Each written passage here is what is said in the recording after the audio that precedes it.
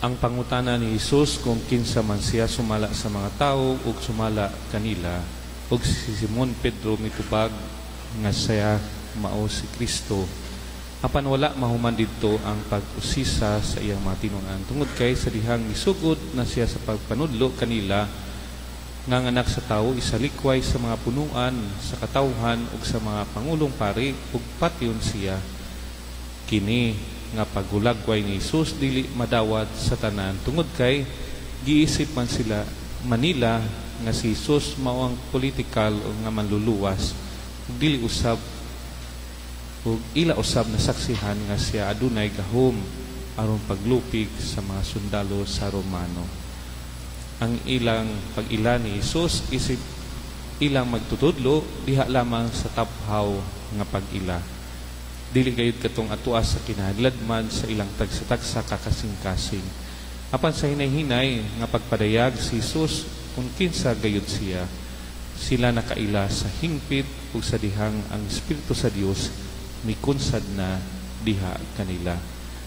Mga kaigsuonan, ang atong pag-ila kang Kristo diha sa atong kinabuhi kinahanglan nga aduna gayud kining tulo ka mga kalidad nga gipangayo sa atong Ginoo kun mosunod kita kaniya. Una, mao ang paglimod sa atong kaugalingon. Diha sa atong mga kasinatian usahay makabantay kita nga nagpasulabi ang atong mga kaikag diha sa pagsunod sa atong mga gusto. Si Jesus mipahinumdom kanato nga kinahanglan kalimtan nato ang atong mga gusto ug atong sundon ang gusto nga ipabuhat sa Dios kanato.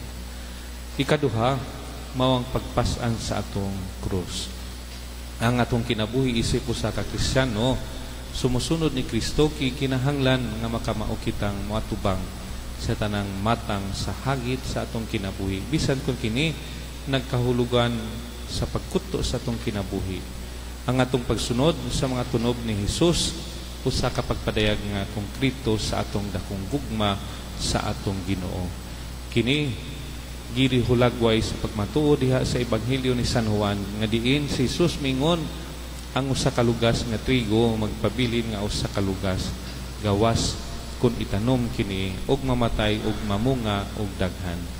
Kini nga paghulagway sa atong Ginoo nagpunting ngadto sa iyang pagpasakit, pagpakamatay ug pagkabanhaw aron kitang tanan mamunga ug daghan.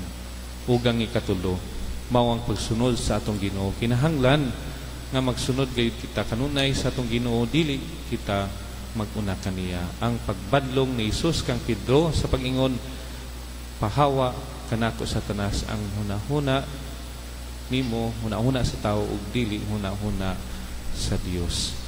Atong ibutang kanunay ang Dios diha sa atong tagsa-tagsa kaatubangan ug atong sundon kon asa siya tungod kay mao lamang kini ang paagi nga makasulod kita sa gingharian sa Dios nga iyang giandam kanato.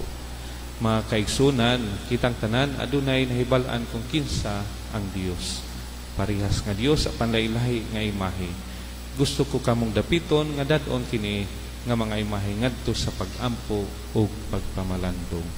Pangutan-on nato ang atong kaugalingon unsa man ang akong imahe sa Dios.